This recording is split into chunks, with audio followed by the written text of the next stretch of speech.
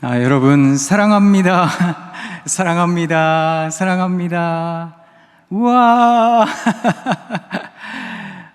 이번 한 학기 여러분들과 함께 이곳 선지동산에서 하나님의 말씀을 배우며 또 하나님께서 가르쳐 주신 기독교 교육에 좋은 생각을 나누며 또 하나님께 교회 음악으로 찬양할 수 있게 되어서 참 기쁘다, 이런 생각을 합니다. 사실 이곳에서 모두 다 함께 모여 하나님 말씀 공부하고 그렇게 대학 생활 또 신대원의 삶을 이끌어가면 얼마나 좋겠습니까만 현실이 그렇지 못한 것, 그것이 못내 아쉽다, 이런 생각을 합니다. 하지만 그럼에도 불구하고 하나님께서 만세전부터 택정하신 그의 은혜를 우리 모두에게 부어주실 거라 믿겠습니다. 여러분들에게 그저 아까 우리 찬양해 주셨던 전도사님만큼은 아니지만 정말 귀한 찬양에 은혜 많이 받았습니다. 저도 우리 주님 보고 싶습니다, 이런 마음으로 살아갑니다. 그만큼의 실력은 아니지만 여러분들에게 우리가 잘 아는 찬양 하나 들려드리도록 하겠습니다. 당신은 시냇가에 심은 나무라, 하나님의 사랑 안에 믿음 뿌리 내리고 주의 뜻대로 항상 사세요. 한 번 더 불러드립니다. 당신은 시냇가에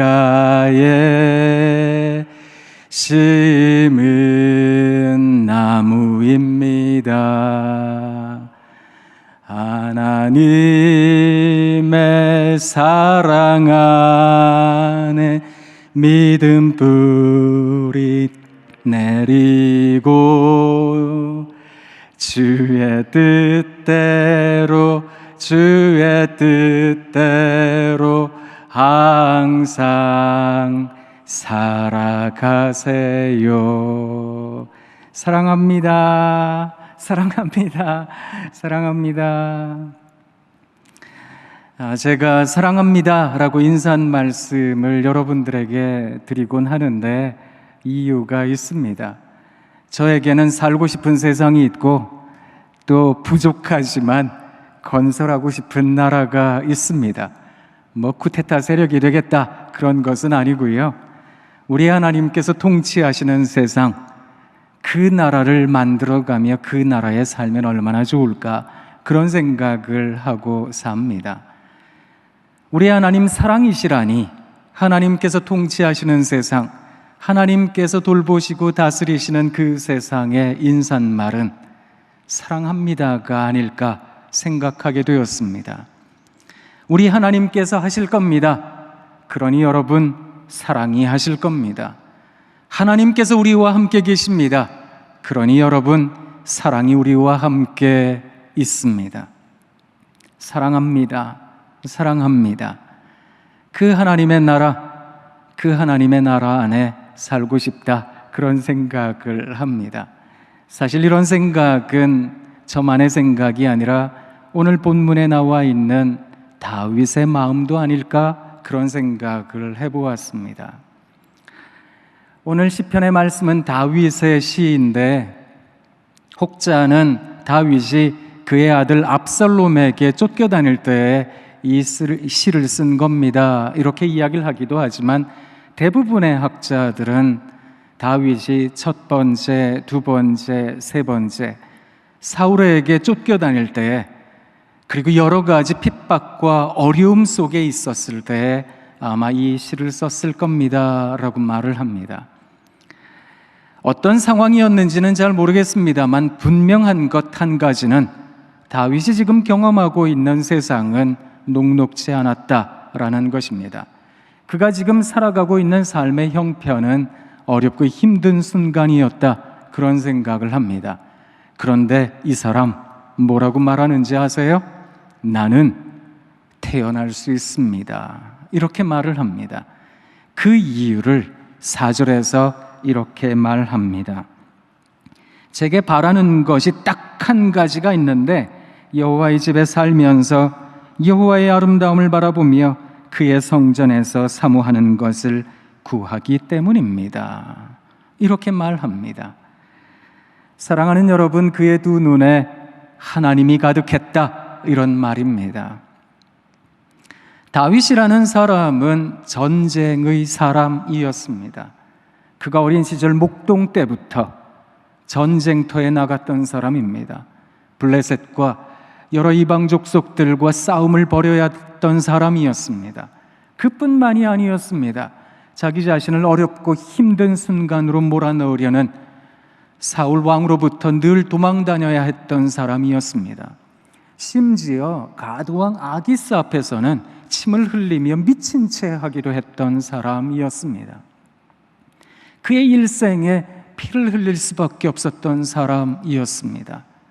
그래서 하나님께서는 그에게 성전 짓는 것을 허락지 않으셨던 겁니다. 어쩌면 그의 인생에 여러 가지 어려움이 가득했다라는 것은 아닐까. 사랑하는 여러분, 힘들고 어려운 순간은 살아있는 존재에게는 어쩔 수 없는 거겠지요. 살아있다면 입에 한숨이 가득할 날도 있겠고, 나도 모르게 눈에 눈물이 고여 있는 순간도 있을 일입니다. 가슴에 큰 돌덩이 하나 있는 양 답답함이 느껴지는 순간도 있을 터이고, 어쩌면 이걸 도대체 누가 알아요? 라며 하나님 앞에 하소연하고 싶은 순간도 있을 겁니다. 하나님 보고 싶습니다. 하나님 보고 싶습니다. 그런데 보이지 않는 하나님입니다. 라며 눈물 흘리는 순간이 우리들에게 있을 겁니다. 살아있기 때문입니다. 만약 우리가 살아있지 않는 사람이라면, 죽은 목숨이라면 우리가 문제와 어려움 속에 허덕일 이유가 없겠지요.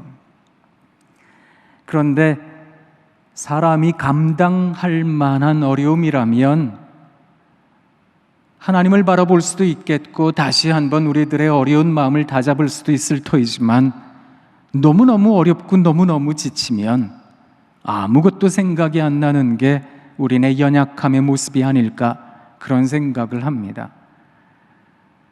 사실 우리가 지금 경험하고 있는 시대에는 위드 코로나 시대입니다. 코로나와 함께 살 수밖에 없는 시대가 아닐까. 코로나가 알파부터 델타가 그렇게 속을 썩이더니 감마라는 것이 나왔다, 이런 이야기가 들려오기도 합니다. 어쩌면 우리가 아직 1차 백신도 못 맞은 분들도 많을 텐데, 이게 2차뿐만이 아니라 부스터샷을 맞아야 됩니다, 이런 이야기를 하기도 합니다. 여전히 날마다 4자릿수의 확진자가 참 우리의 마음을 아프게 합니다. 그 소식이 우리들의 삶을 어둡게 합니다. 그것뿐만이 아닙니다. 전 세계적으로 어려움 당하는 이웃들을 보면 마음이 무너집니다. 아프가니스탄에 참 많은 사람들이 무고하게 희생당하는 것을 듣습니다. 오늘 아침에도 여러 사상자가 생겼다라는 이야기를 듣고 마음이 못내 무거웠더랬습니다. 우리가 살아있는 삶을 생각해 본다면 쉽지 않은 세상이다, 어려운 힘든 그런 삶의 나날이다, 이런 생각을 합니다. 바로 그때에 오늘 우리들에게 주어진 이 본문의 말씀이 우리에게 귀한 다짐이 될 수 있기를 원합니다.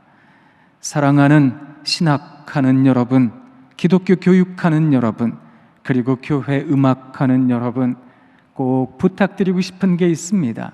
그것이 무엇인가 하면, 사랑하는 여러분, 힘들고 어려울 때 내 눈앞에 펼쳐져 있는 세상은 어쩌면 피비린내 나는 세상일 터지만, 그 순간에 하나님, 저는 눈을 들어 하나님을 바라보겠습니다. 저는 아름다운 하나님의 모습을 보고자 노력하겠습니다. 그리고 성전에 있는 것을 날마다 사모하겠습니다. 그것을 다짐하는 우리가 되면 참 좋겠습니다.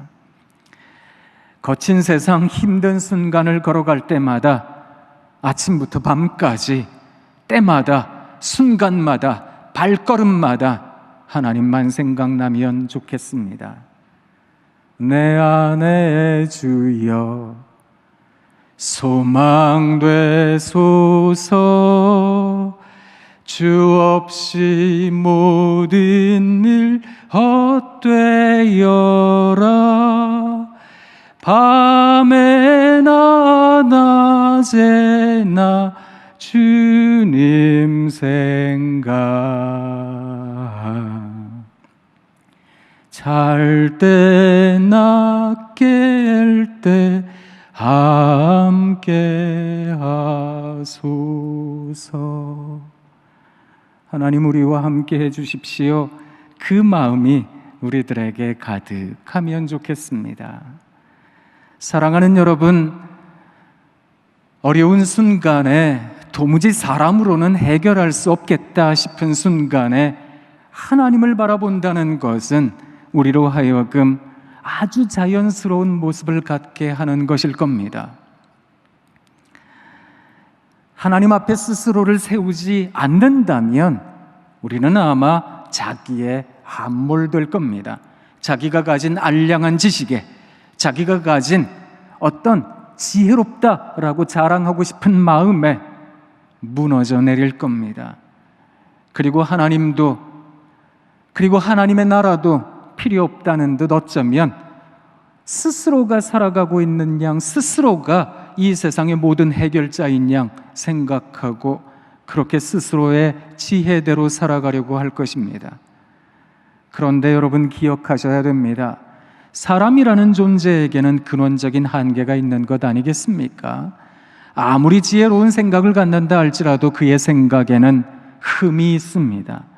악이 있습니다. 그러니 사람의 생각은 완전히 지혜로울 수도, 완전히 이 세상의 모든 것을 통달한 듯 온전할 수도 없는 법이라는 생각을 합니다. 그러니 우리는 날마다 하나님 앞에 스스로를 세워야 합니다. 그것이 인생으로 아주 자연스러운 모습이기 때문에 그렇습니다. 하나님 앞에 자연스러울 수 있는 사람은 자연과 어울려서 튀지 않는 삶을 살아갑니다. 자연과 어울려서 튀지 않는 사람은 자연을 함부로 하지 않습니다. 자연과 화해를 이룰 줄도 압니다. 세상 살아가며 스스로가 살아가는 삶이 마치 끝인 양, 그리고 다음 세대랑 없는 듯이 함부로 자연을 훼손하듯 살아가지 않습니다. 환경을 생각할 줄도 압니다. 이웃을 바라볼 줄도 압니다. 하나님께서 지으신 이 세상에 대해서 우아하고 감탄할 줄도 압니다. 단지 감탄하는 것이 아니라 그것을 보존하기 위하여 노력할 줄도 압니다. 그렇게 살아갈 줄 아는 사람들, 그들이 아주 자연스러운 사람들입니다. 그 자연스러움을 가질 줄 아는 사람들은 아주 솔직한 사람들입니다. 자기가 얼마만큼 부족한 존재인지, 자기가 얼마만큼 모자란 존재인지 분명히 깨닫고 있기 때문입니다. 그래서 하나님 앞에 스스로를 세우며 하나님께 간구하는 겁니다. 자연스러운 모습으로, 아주 솔직한 모습으로 하나님께 구할 줄 압니다. 제가 저희 학교에 가르치기 시작하면서 당시에는 시골 교회나 어려운 교회에서 목회 3년을 해야 된다, 이런 것들이 있었거든요. 그래서 전라도와 경상도, 충청도 그 경계에 있는 삼도봉 아래의 마을에서, 산골 마을에서 목회를 했더랬습니다. 저희 마을에 다들 연세 드신 할아버지 할머니들만 계셨어요. 그래서 70대 어르신이 청년이다, 그래서 청년회 회장도 하고 그러셨거든요. 저희 마을의 교회에 제가 부임을 해서 목회를 하는데 다들 할머니 할아버지들밖에 안 계시는데, 아이고 이분들 데리고 어떻게 목회하나 이 생각했더랬거든요. 그런데 그 마음을 곧바로 지워버린 일이 하나가 있었더랬습니다. 새벽 기도를 하는데 할머니 명예 집사님께서 오셔서 얼마나 간절히 기도하시는지. 경상도 할머니셨는데요, 경상도 말로 이렇게 얘기하셨어요. 아버지의 우리 증손주가 서울에서 전화 왔는데 노란 똥을 싸야 되는데 푸른 똥을 쌌답니다. 우약고에 우약고에 그러면서 얼마나 우시는지. 하나님, 지는 아무것도 모릅니다. 그런데 우리 아 좀 살려주리소. 이렇게 기도하는 걸 들으면서 세상에 아무리 해박한 지식도 석학도 어쩌면 대단한 신학자도 할 수 없는 기도가 아닐까, 그런 생각을 했더랬습니다. 우리의 마음에 컬컬한 마음이 있다면, 또 하나님께 아뢰어야 될 심정들이 있다면 그것을 투명하게 전할 수 있는 마음, 그 마음이 솔직한 마음이 아닐까, 그런 생각을 합니다. 솔직하다라고 하는 것은 곧바로 순수한 마음이라고 저는 생각합니다. 순수하다라고 하는 것은 순진과 다르답니다. 순진하다라고 하는 것은 아무것도 모르는 걸 뜻하지만, 순수하다라고 하는 것은 알 거 다 압니다. 이렇게 살다가는 내가 바보천지 소리 듣지, 그거 압니다. 이렇게 살면 내가 손해본다는 것도 압니다. 이렇게 살다가는 내 속이 썩어 문드러지지, 그런 것도 압니다. 그런데 여러분, 기억하셔야 됩니다. 우리 하나님께서 어떤 하나님이신지 아세요? 로마서에 의하면 우리 하나님 간과하시는 하나님이시랍니다. 간과하다라고 하는 헬라어의 단어의 뜻은 눈을 한번 질끈 감다, 다른 곳을 한번 쳐다보다, 이런 말입니다. 우리 하나님 모르시겠습니까? 세상을 지으셨는데, 천지를 창조하시고 이 세상을 조성하셨는데, 우리를 만드셨는데, 우리의 마음 깊숙한 곳이라도 통달하지 않으시겠습니까? 그런데 그 하나님께서 일부러 모른 채 해주십니다. 왜요? 우리가 깨닫기를 바라시는 그 하나님의 긍휼하심 덕분입니다. 그래서 이 세상 살아가며 우리도 우리 하나님의 긍휼하심에 참여하는 마음으로 조금 더 순수해지면 좋겠다, 그런 생각을 해봅니다. 이번 한 학기 어쩌면 바보 같은 짓을 또 할지도 모르겠습니다. 그렇지요? 여러분 모두가 그러실 거예요. 신학하기, 기독교 교육하기, 교회 음악하기, 이거 참 바보 같은 짓들이잖아요. 이문조 시인이라는 분이 바보들이라는 시를 한 편 썼습니다. 한번 들어보세요. 동네 골목길 담벼락에 쓰인 커다란 낙서 바보. 어릴 적 바보는 아주 큰 욕인 줄 알았다. 어른이 되어서야 바보가 욕이 아니라는 걸 알게 되었다. 바보는 순수의 이음동이여, 모든 것이 돈으로 저울질되는 오늘날 돈도 안 되는 일을 하는 사람들, 이런 바보들, 그 바보들 틈에서 노는 것이 마냥 즐겁다. 저는 우리 학교에서 신학하는 바보들이 그런데 참 좋습니다. 저는 우리 학교에서 기독교 교육하는 바보들이 그런데 참 좋습니다. 저는 우리 학교에서 교회 음악하는 바보들이 그런데 참 좋습니다. 이거 하면 뭐 돈이 생기는 것도 아닐 테고, 이거 하면 대단한 명성을 얻는 것도 아닐 테고, 이거 하면 엄청난 어떤 이 사회의 파장을 일으키는 대단한 대변혁의 주체가 되는 것도 아닐 터인데, 이 세상이 가늠하기 어려운 그 하나님의 나라를 위하여 살아가려고 다짐하며 나아가는 여러분들을 통해 하나님께서 반드시 효율적인 삶을, 반드시 높은 이름을, 또 반드시 엄청난 변혁을 이루게 하실 거라 믿겠습니다. 사랑하는 여러분, 우리들의 삶이 지칠 때마다 오늘 본문에 있는 4절을 꼭 기억하시면 좋겠습니다. 다윗이 말합니다. 제게 바라는 것 한 가지가 있는데요, 여호와의 집에 살면서 여호와의 아름다움을 바라보며 그의 성전에서 사모하는 것, 그거 하나 딱 구합니다. 그런 마음으로 살아낼 줄 아는 여러분 모두가 되시길 바랍니다. 하나님께서 우리 모두에게 평강도 해주실 겁니다. 평화가 우리들의 마음에 가득할 거라 믿겠습니다. 기도하겠습니다.